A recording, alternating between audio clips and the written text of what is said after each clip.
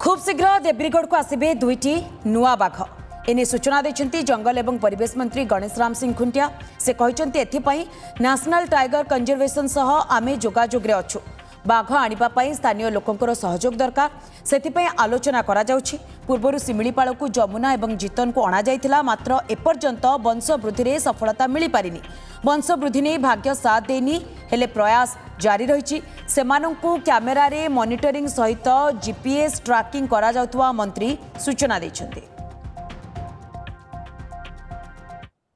जमुना जेनित कणाइला एवं वर्तमान सुरक्षित अच्छे जो मीटिंग कथा वंश वृद्धि भाग्य आमको साथ देने वर्तमान सुधा प्रयास जारी रखाई आमर जीपीएस ट्रैकिंग कैमेरा माध्यम मॉनिटरिंग कराउछि एवं देब्रीगढ़ जो आमर बाघ आसबार योजना बहुत निकटतम भविष्य में से आसबे ए ऑलरेडी आमर नेशनल टाइगर कंजर्वेशन 2टा बाघ आसबार योजना अच्छी।